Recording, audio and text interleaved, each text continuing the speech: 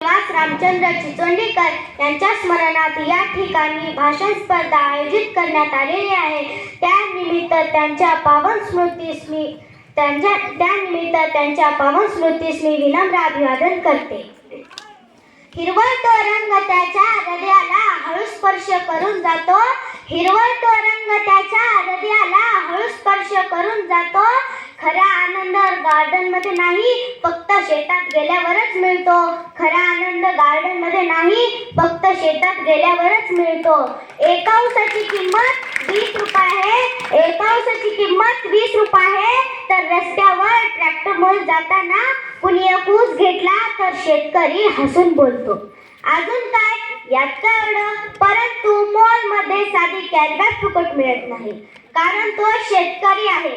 शेतकरी जगला पाहिजे, कारण किती इंडिया डिजिटल झाली तरी भाकरी काही आपल्याला डाउनलोड करून मिळणार नाहीये।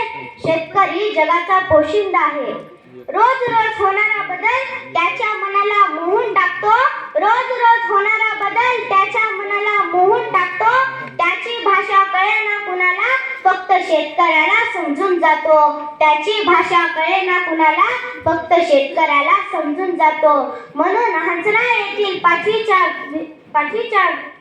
पाचवी शिकणारी मी भाग्यश्री संगमेश्वर बिराजदार आपल्या समोर विषय मांडणार।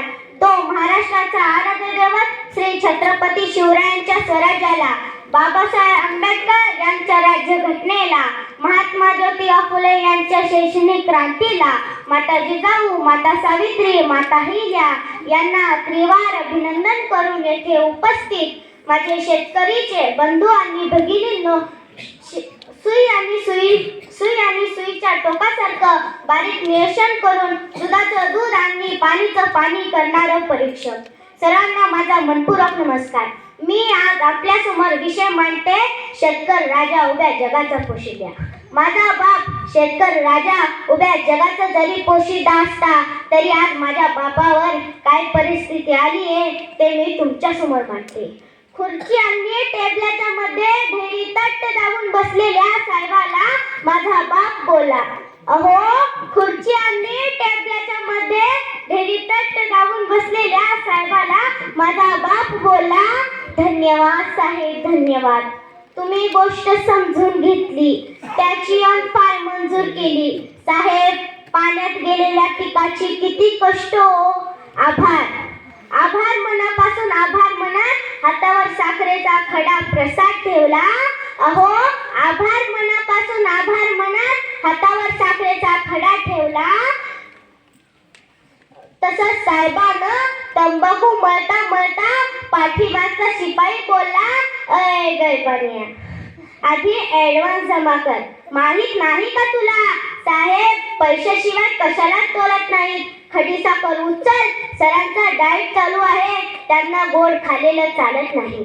4 दाणे खडी साखर चालणाऱ्या डाएट मध्ये ठेपल्याखालच्या नोटाखाली बसल का?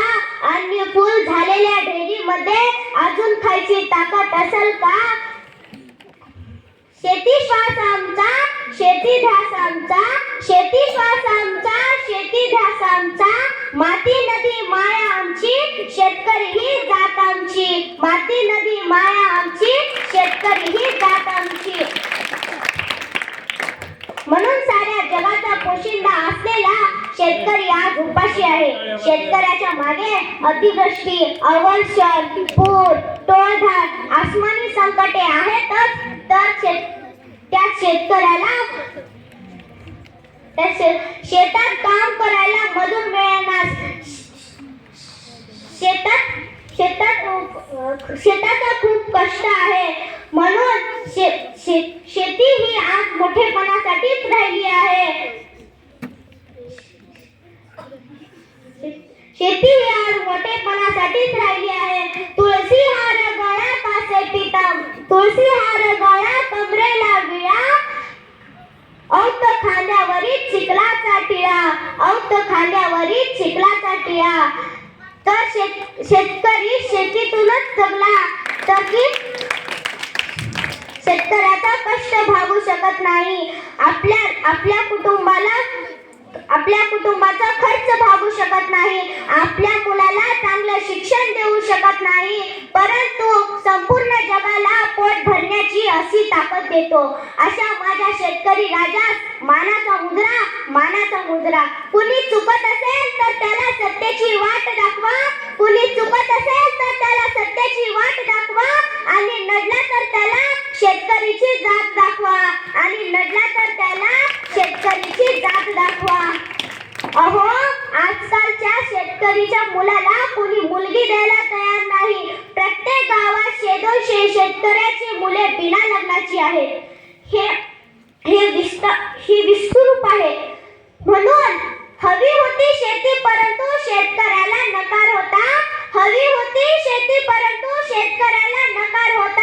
मोठी खोली शहरामध्ये डोक्यात फक्त पगार होता. चांगला पोरगा म्हणून मोजमाप एकराशी घावले. कष्टाळू शेतकरी वगळून लग्न चाकराशी लावले. एवढे बोलून मी माझे 2 शब्द संपवते. जय जवान जय किसान.